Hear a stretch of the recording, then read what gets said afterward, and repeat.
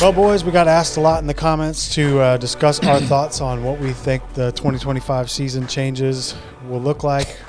What? What's so funny? I just think the key word there is changes every year. Oh, Every year yeah. I guess changes. we're used to changes. Yeah, so man. We're it's kind of like it'd be weird if there wasn't. So they put out a lot of different things. I was gonna throw it to you guys and say, if you guys were athletes right now, if y'all had your athlete shoes on still and you were wanting to compete, let's say you were 10 years younger and still Better looking. Yeah, better looking, and you were living and breathing this. Mike, I know you're still competing, but at the old man level. Yep. How would these changes affect your opinion on the season and what you do? Go ahead, Mike. Okay. You're still in it. Yeah, I mean, the changes are not surprising. We even did a podcast saying we've heard these rumors, so we were just kind of braced for impact on that. And it's like, okay, they make changes every year. Here we are again. I'd say I'd have to address it from different levels of athlete because everyone's impacted in a different way. Some good, some bad. A perception of bad, meaning that they're just going to have to change what their target was for the CrossFit Games open season. So I feel like there's good opportunities, and I feel like some will just need to pivot to go back to what they originally wanted to do with getting into competing. So I would start at those that I feel like would be largest, that would take the largest impact from this are those that had the quarterfinal targets that wanted to make the percentage line that they created last year. Hold on. Can we go back? If it's you, Yeah. what are you thinking? Right now you're talking big picture. You're right, I want to know you're what Mike, if he was still competing, is doing and thinking. Mike's a coach. He's so empathetic. Yeah, He's I know thinking it's about probably other hard people. for you It's guys. fine for me because as a master's athlete, it's a good target for me to make the top 2%. I did the numbers last year, and without redoing any workouts and not really trying in the open because it wasn't that important in terms of me moving on to the next stage, nor did I have competitive ambitions to do the masters, to do the quarterfinal and semifinal. I was around that range. So for me, it's actually fun because I'm all right, I want to work hard and try and make that top 2%. And I know as I'm aging up, it's going to get more difficult in the age group that I'm in. So for me, I take it as a challenge. And my wife and I have discussed wanting to kind of pursue that this year individually. And if you were 10 years ago, Mike, and you're looking at a regular, season? Yeah. I mean, it takes the pressure. 10 years ago, Mike didn't have an issue making top 1%. That was kind of that was about where I was always at in the open, 99th percentile. It actually takes the pressure off for me in semis, but it makes the dream of chasing the games much more difficult. And for a lot of people, very unrealistic, with how short they cut it down. It also, too, with it being an online format, heavily favors those that are just fantastic at online qualifiers. It really cuts out those that have great skills that are best tested in an in-person setting. So that's going to be kind of a real slap in the face for some of those athletes. Yeah, I was going to say it's kind of if we were comparing the two of us, you're going to dominate in an in-person environment with heavy sandbags and sleds and maybe a couple 1RM events, but I may have an advantage, assuming 10 years younger for both of us, have an advantage if it's a lot of open style, even quarterfinal style CrossFit, because in the gym you can't pull out a lot of those odd object elements that you're really good at, and so it'd just be us racing with more of range of motion, where I'm going to probably be able to beat you even if I'm not as fit as you at certain things, like a thruster chest to bar workout that comes out even if it's heavier. So the same people will stay really good at those things. Exactly. You see those people at the top that are great at that squat pulling combo continuously be good at it regardless of what the format is. Totally. The rep scheme changes, the movement slightly changed. Frazier was just continually amazing at thrusters and pull-up combo regardless of 10, 12, 7-minute AMRAP. He's just naturally good at that pattern. So. That's exactly right. Meanwhile, if it were in person, then you have an advantage because you're going to have, let's say if there's 10 events, or even if it's less, 6 events, 2 of those events will probably be heavier dumbbells or some kind of sled pull or drag or a rope variation that you're just really good at that you're not going to see in a qualifier. So I definitely get your point on that. Yeah. So, but here's the difference, I feel like, because we knew this. A couple years ago, this is what the sanctional format was.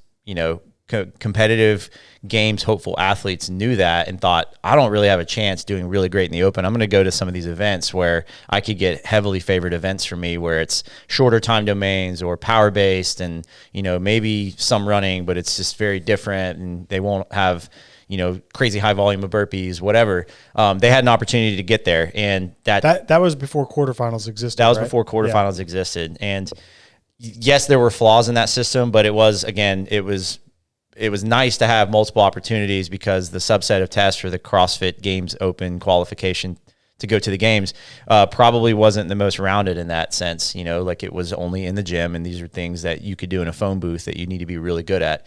So it gives opportunities there. I'd say the difference now, which might be better for some of those athletes, is that whole season structure is much shorter.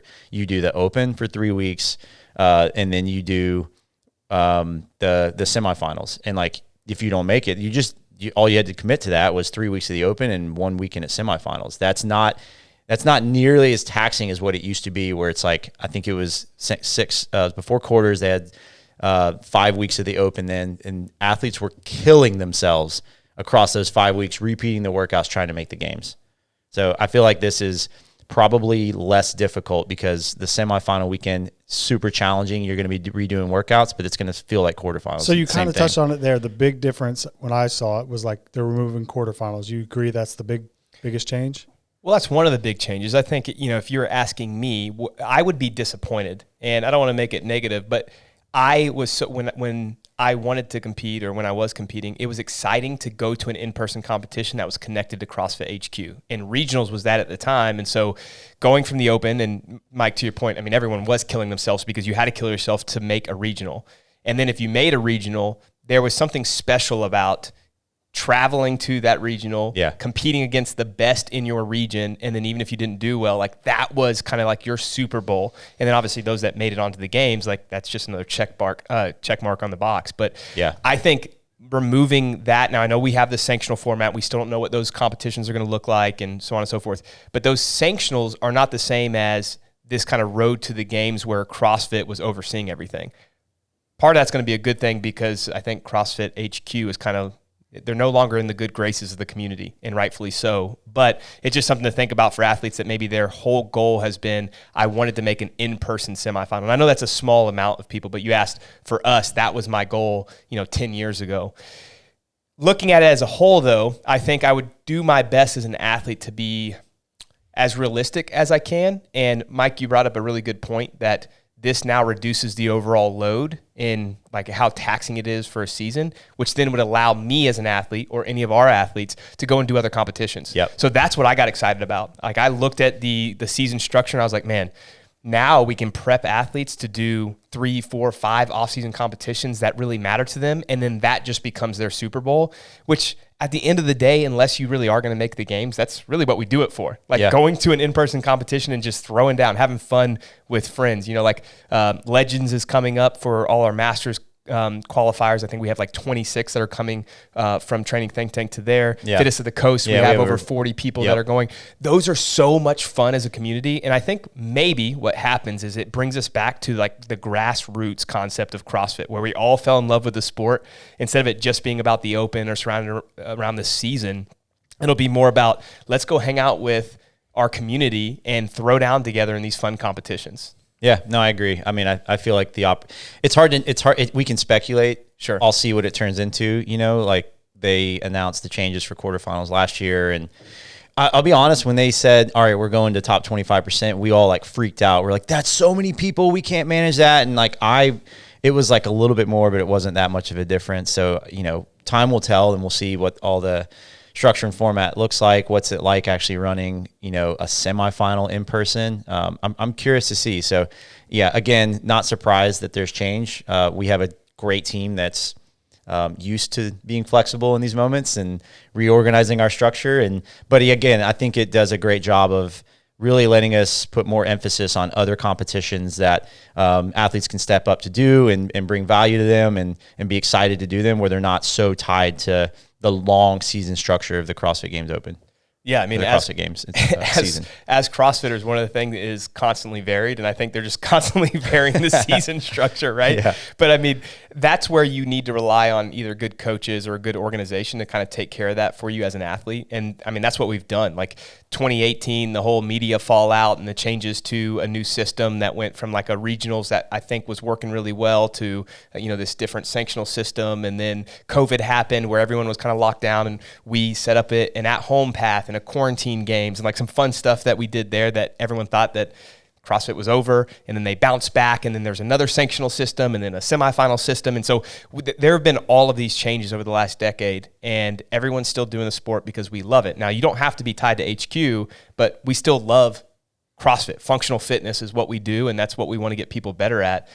One of the things that I was thinking about is as coaches, it gives us an opportunity too to kind of think about like, okay, maybe we have some different options for athletes that want to do only in-person competitions, or maybe they want to branch outside of CrossFit and do a high rocks and have all these different functional fitness tests that are out there now. Yeah. And that's one of the things that we're going to start offering is these other things that people are going to do. And I mean, like, I think maybe you'll do a high rocks with me at some point, but that's something I'm going to start training I got for. news for you. I'm doing it with Kyle Ruth. Oh my goodness. You don't want to do it a with better me. partner. I'm going to let you go run. Yeah. Well, but those are things that 1K pace. You still can challenge yourself, and you still can stay really fit. And I'm not saying like high rocks has to be that, but there are so many different options out there in different competitions that I think that people can still find their place and still enjoy the journey that we're on.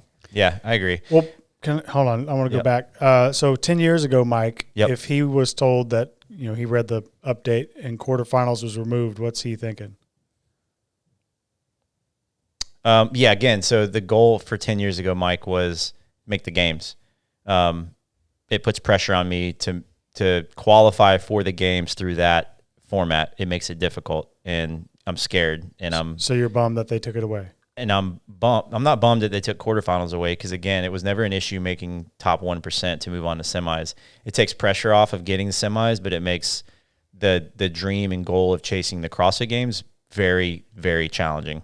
Let's say that my tier was knocked down a little bit and I was a struggle to get to that top 1%, and maybe I'm close to it, that's a good challenge and that's a good goal. And like, I want to try and pursue that, and getting into that top 1%, you can look at what the numbers are in those workouts and know like what things you need to be able to achieve. It's like the snatching to 225 and being able to hit certain sets of ring muscle ups. We can't pull the exact numbers on that, but there's a very clear difference in talent that I feel like is something that's exciting to chase for more serious competitors. If I'm in the shoes of someone who's a quarterfinal level athlete and it's their goal to get there, I'd be bummed that it's gone. But I think that, going back to Brannen's point, we got excited for those goals because CrossFit created that goal for us to try and reach. And in my opinion, I think that it's quarterfinals is fun.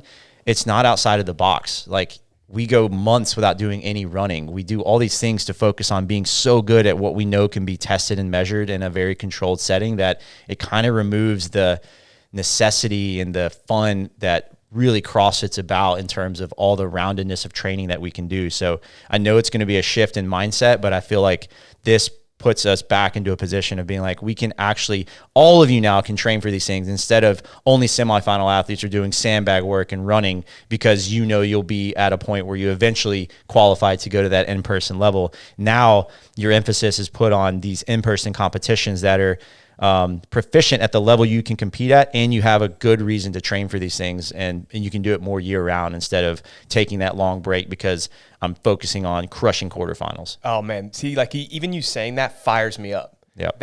And I'm probably just biased because like I love that in-person environment. I love going and coaching at those now. Like, I'm excited to go out to Legends in a couple of weeks and do Fitness of the Coast or Wadapalooza. But once someone gets a taste of that, then I think they realize like how much better that can be than just doing the Open for 3 weeks. Like, the Open is a blast. Yeah. But doing an in-person competition with your buddies or your girls and just throwing down, there's something special about it. And that's why we train. And to your point, it opens up Pandora's box to like all these different things that you don't normally get to do. Like, if we're just training for the Open, there's these 35 movements that we got to work on and be really good at. And everything is in that telephone booth that you talked about.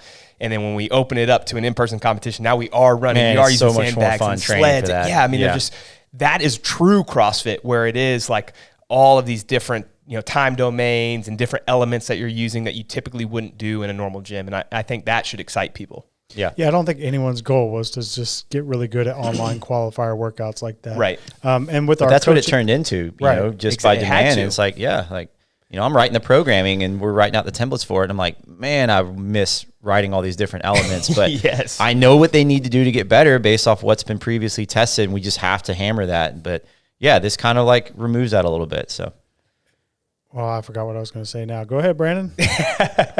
Yeah. I think that part of being, if we looked at the coaching side of this, part of being a good coach is still giving people opportunities that want to focus on the open. So Chris, I know you're not asking this yet. I don't even know if you're going to go here because we just kind of turned the cameras on, but thinking of it as a coach, what we want to do in the competitive season is give people an opportunity that want to do the open to still do the open and do it well. So we'll still have training plans that are focused on getting you better at those in-gym qualifier style workouts, but then also have other options for athletes that maybe do want to do an in-person competition where, again, we go through and do all the odd object stuff, more running, maybe more high-powered erg work or sprint-style workouts that you wouldn't typically see in the open. And so as coaches, it'll be more fun because we get to write some different variations that we don't typically do except for our high-level athletes. And then as athletes, you have these options to jump back and forth. Maybe I think still people will end up doing the open. A lot of people maybe are kind of questioning it right now. We did that poll. And what was the total percentage? It was like 50-50, somewhere in there. I think it ended up being about like a even,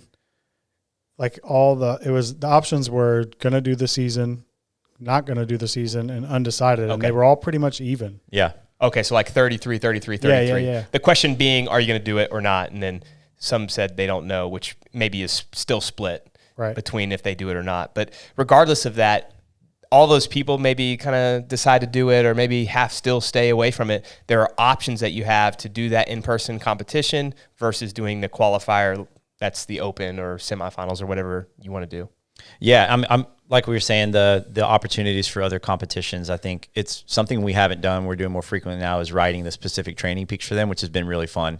And yeah, like some of them are written for those that have actually qualified, like qualified for Legends, qualified for Fittest. But we're flexible now that we're, have opened up the chance and are excited to basically look at like what are some of the higher participation events and like how can we get athletes prepped for that while like still doing it as a group inside the online program, which is really fun. So like obviously we continue our annual plan of development, and I mean we have a lot of people in the program that are just kind of independent of all that, and like we want to continue to support that. But something comes up and you're like, I want a 6-week prep for this. Like it's been really fun building these plans for that so that you can still stay engaged in the community, but then like go on this tangent for that competition you're doing. Totally. So for the person who's doing the open season, the tradition, whatever's laid out by CrossFit this year, that's like kind of obvious for you guys. Like you're going to write like you always have, progress them. For someone who's not going to do the traditional season, do you have like a framework or a suggested path that they take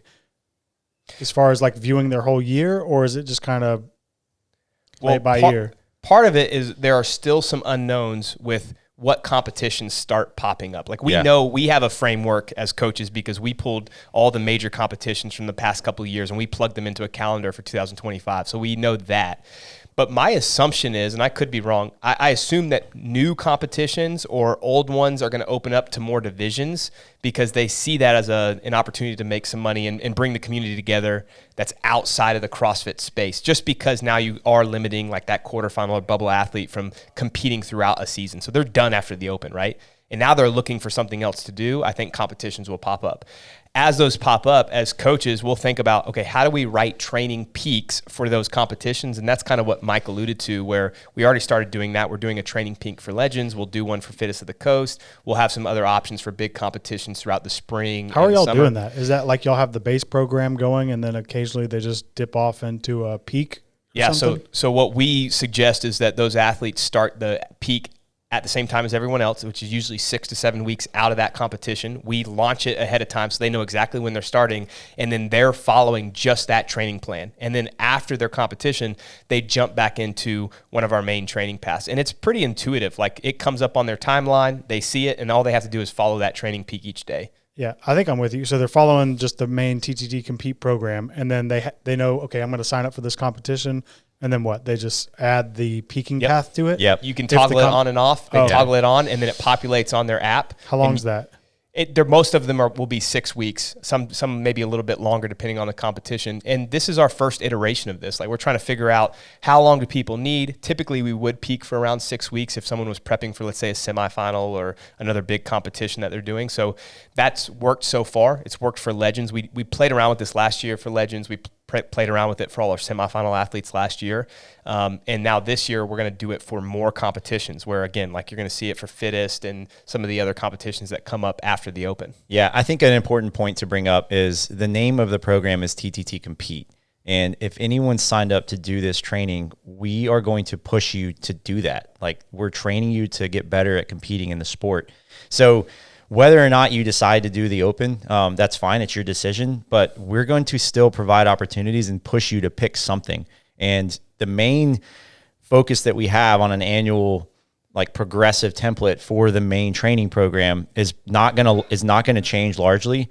But the timelines and the structure of where we put specific targets and peaks and focuses is going to have opportunities to branch off to do these events that might come up. Time will tell on what those are, like Brannen was saying, and how important those are. But for the most part, like, if you're unsure yet, keep following the main program, and then opportunities will come up and we'll push you toward them. What is your hope for the Open this year? And did they say if it's 3 weeks again? It is. It's 3 weeks. Yep. Yeah, Nothing starts changes February there. 27th, and then the next couple of weeks after that. I don't know. I'm just trying to be as open and honest as possible. Quarterfinals won't be there and it's going to go straight to semifinals in-person events, like, what are you hoping to see out of those 3 weeks for the training? What am I hoping to see as far as the tests go? Yeah. I hope that they're as well-rounded as possible, that they still can test some strength qualities. They can test some true endurance qualities, and they can test like a true CrossFit style test that maybe has multiple movements, not just a couplet or a triplet, but something that's maybe a little middle time domain with 5 or 6 elements in it, chipper style, because that probably will get your best athletes to semifinals. But it's almost impossible to really dial that in 3 tests. So they need multiple stages to really refine. And I think part of finding the true fittest on earth is having in-person competitions. So going back to your original question of how I thought about it as an athlete, I'd be disappointed because being a good competitor in person is different than being a good competitor in a online qualifier, and the tests are different. So we may not get the most well-rounded athletes to the games if they're just doing a qualifier. It would be nice to see them do in-person competitions. Yeah, I'm curious to see what the numbers look like on that, because take 2 years ago, the Open, I thought had it was challenging. It had like a wide variety of movements and strength. I can't remember the first workout, but it was the year of the shuttle run burpee pull up with a thruster. And then the next workout was handstand push-ups, heavy snatches, double unders. Like, it's pretty skilled. Yeah. And like, to me, like, the progressive ladder snatch kind of tested strength early on. And we've seen the Open now a couple times not have any heavy strength elements. So I feel like what was the first workout? Was it wall walks and box jump overs and... Was that 22 or 23? I don't know. I'd have to go back and look at them now. Anyway, my point being is, like, that's the kind of variety you're going to need in a 3-week stage test. Looking at that subset of tests, the shuttle run burpee tanked a lot of really good athletes. Like, I'll just take my scores, for example. It was like I didn't redo it, and I kind of pulled back a little bit because I was trying to contribute a good thruster team score. But, like, the best I could have done in that, like, it was like 80th percentile, which like way pulled me way out of that top 1%. So I think there's going to have to be intelligent design behind it to make sure that I don't want to say make sure that athletes like me can bypass that type of stuff. But you're going to see that, I feel like, with it only being 3 weeks of workouts, you're going to have one of those workouts that like heavily skews the data if it's something very simple like we normally see. And that's going to keep a lot of people out of that 1%, which probably, again, will be a lot of people that we are used to seeing at maybe a semifinal level. Yeah, it definitely, I mean, it just makes the job for CrossFit much harder than I think it should be. Yeah. But the top 1% will open it up. So this is something we haven't talked about. Assuming the numbers are the same as last year, that will like triple or quadruple the actual semifinal field, maybe even more. I don't know. We'd have to run the actual numbers. So more people will be able to make a semifinal. The difference is that it's just not in person. So now the semifinal, you're still doing similar tests, I assume, in the gym, unless they say it's going to be like the games, the year that the COVID games where everyone was at a gym and they force you to kind of go and do stuff outside, which maybe is what they'll do for semifinals. Whew, yeah, I don't know. That'd be interesting. Because I mean, they're putting the pressure on affiliates to have a level 1 certified judge, basically. So I don't know what that means in terms of what standard they uphold on like the structure of how they run the competition, but yeah, we'll see. It's interesting. Yeah. One thing I'll say too is that, I think CrossFit, hopefully they will figure it out this year and then just like keep refining it, but keep a similar structure for the next couple of years. And we'll see. No chance. Yeah, that's true. That's true. But at least then you would know what the season looks like, and it'll set everyone up for success next year. In that maybe they choose not to do the Open, but now it's like I know that these 3 competitions are coming up, and that's what I'm going to focus on. Or the Open is awesome this year. The pairs competition that they're doing is really cool too for Masters athletes. You can pair up, and the Community Cup, which really haven't heard any details on that stuff. But if all of that is like fun and exciting, maybe we get more engagement next year. Yeah, I mean, I'd love to see that. Yeah. I feel like there's a lot going on with, people feeling one way or the other about what to do, whether to do the CrossFit season or not. But I feel like if we rewind back, let's go back even 2 years. I feel like the statement I'm about to say would be true, which is other competitions and an alternative path for having a fun CrossFit season or a fulfilling one as an athlete at any level. The door needed to open up for more competitions and more things to happen that didn't just revolve around picking the fittest. And so do y'all see this as a potential, like, okay, we got here type moment?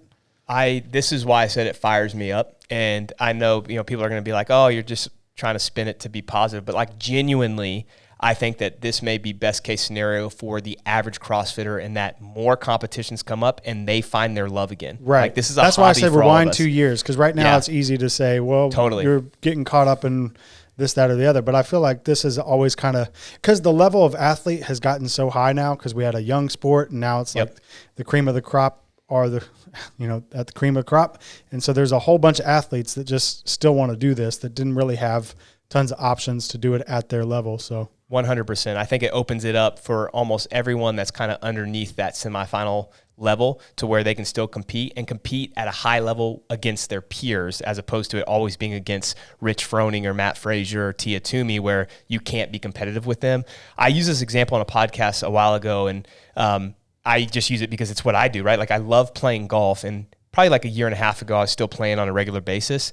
I could never go and qualify for a PGA Tour event, but they have these local competitions that are all over the place. And it was one of the most fun experiences signing up for a couple of those, because I got to compete with just the other average hacker out there that's hitting it into the woods with me. But we still had fun. We were able to do a full 18 holes. I'd come back, and it was like a true tournament. And that really excited me and got me fired up for that, as opposed to what CrossFit is now. It's like, no, you have to compete against Tiger Woods. And you obviously know you're going to lose. And then you pay us all this money. You compete against Tiger Woods. Yeah, maybe you can compare yourself to everyone else, but after this tournament, you're done for the year. Yeah. What this does is now it gives me these multiple tournaments that I can do and prepare for. So I would be excited if you're an athlete out there that's unsure. Still, I think maybe do the Open if you want to have fun, or at least do the workouts. You can kind of test yourself and compare against the leaderboard, but then pick some competitions to do and fall back in love with the actual sport, not HQ, but the sport of CrossFit. Yeah, no, I agree. I mean, I think competing at a level that you're proficient at is what maintains engagement, and that has become difficult with the quarterfinal targets where you're competing against the pro field.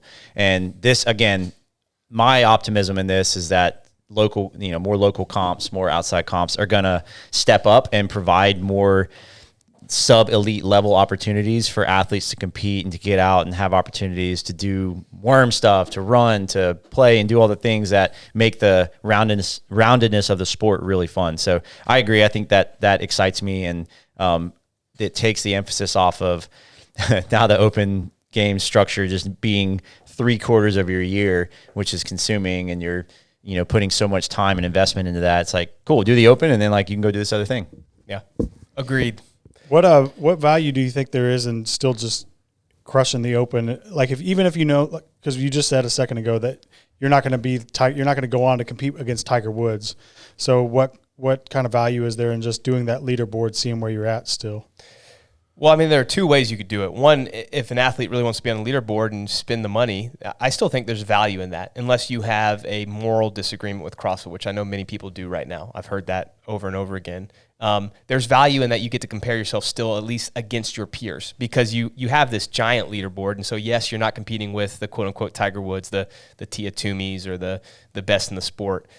But you can at least kind of see where your level is. Like, the people in your gym that you're competing against, or those people across the nation that you've seen their names over the last couple of years on the open leaderboard if you're getting better than them. I think there's value to that.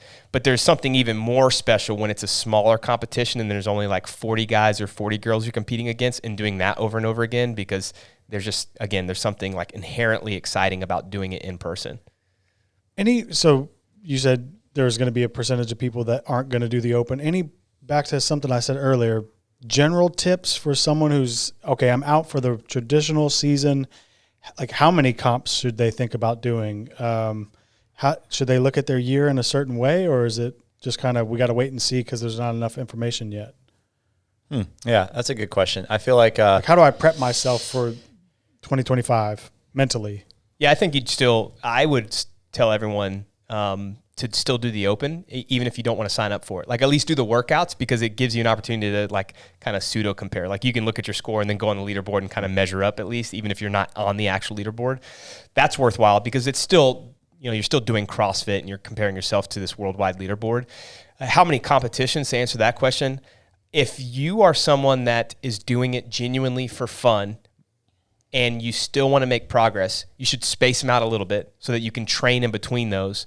But I think 3 or 4 competitions a year is fine. Like, there's nothing wrong with doing 1 a quarter.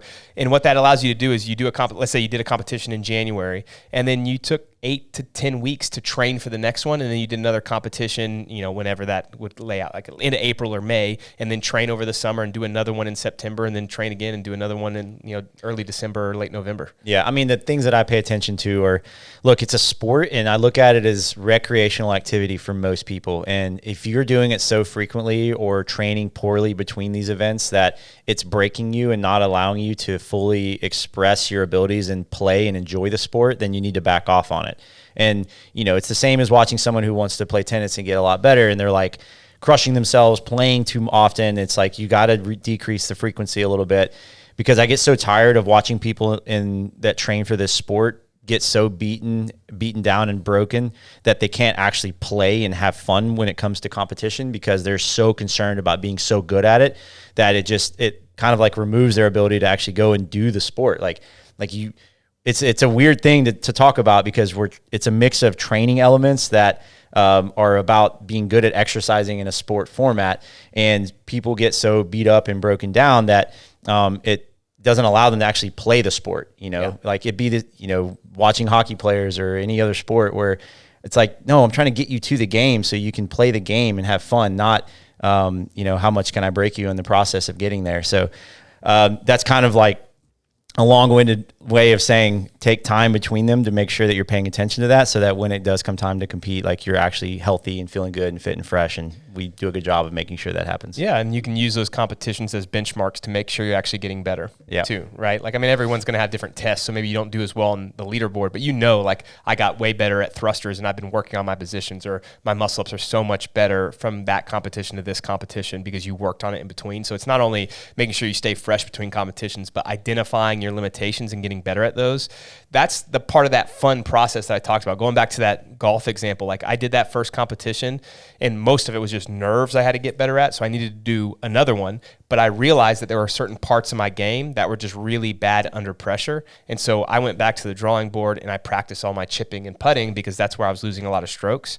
And so the same thing, you do a competition, you realize, wow, my muscle ups, I thought they were good because I was comparing myself to people in the gym, but then I did this competition and all the guys were better at me at this workout that had ring muscle ups and burpees in it. So I'm going to get way better at that and focus on that over the next 10 weeks. And then you can retest in the next competition. Yeah. Going back, here's an idea too, because there's going to be a lot of people listening that maybe are new to the sport and don't understand exactly like what level to choose to pursue, which can be extremely discouraging in the sport because it's very polarized. There's like low level, entry level type comps, and then there's very high level games pursuit. And it's just like, it's overly ambitious for a lot of athletes. And that's the same as like you not having a middle ground of a field to compete against when you're playing golf. I think that the Open is a good idea because it's still the largest global assessment of where everyone's level is at. That doing it, even if you sign up or not, you can still get numbers to see this is about where I stack on a percentage scale and I have an idea. So like now when I want to go do some of these comps, I can choose the correct level that I'm proficient at to compete in, which keeps me engaged in the sport and gives me an idea long-term on like what is the next target to try and chase and so forth. I hate when that happens. One more word. Man, you saying that just tripped me out because it was the first time I had the thought of like pretending I was someone brand new to the scene. I had just gotten into CrossFit some way or another, and then I was trying to figure out this season. To figure out the what? Trying to figure out this season and where I fit in. The actual structure is pretty straightforward. It's just the no, but I just mean like all of it. Like totally. coming into the community right now as like a brand new person who wants to get in, like, and then trying to like figure it all out, and it sounds fun. Yeah. Well, I mean, that's again why I say find a community and have fun with those people, because then you kind of find your love again. And I know I keep saying that, but like that's how we all got into this. You know, we 12 years ago, 14 years ago, for some of us, we did a workout with some buddies or, whatever, and you just loved it. You fell in love with it, and that's why we're here together behind a microphone. And so I hope our community can do that too, whether that's with the Open or that's in-person competitions or doing something else. Express your fitness in a way that you enjoy and that you continue to get better. Can you speak on that for a second? Maybe like there's a lot of people who maybe the thing they were going for just got taken out from under them. So speak on what you feel like people get, because you guys coach lots of folks.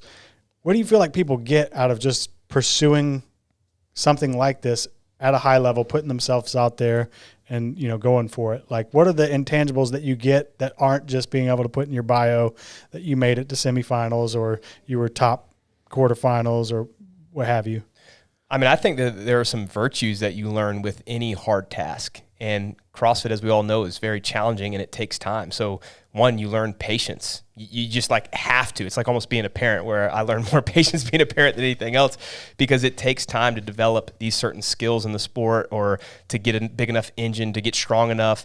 And so you got to learn to kind of go in, and it's this process of like, first it's like your duty to go in and just like, I got to hit these workouts and make sure I'm doing the right thing. And then it becomes discipline, like doing it over and over and over again. And then eventually that becomes a delight because you're seeing this process. And so this like evolution that happens in CrossFit is similar to anything that's worthwhile in life, in that you got to work really hard for it. You learn patience, you learn hard work, you learn about, kind of delaying gratification, and all of those things are, even if a goal is ripped out from underneath you, or this plan that you had is ripped out from underneath you, it doesn't change the fact that you can still dive into this and learn all of those, like those high qualities of life. Yeah. I mean, I've been down this thought process for a while too, because I've been in the sport for 14 years and have achieved some pretty cool things.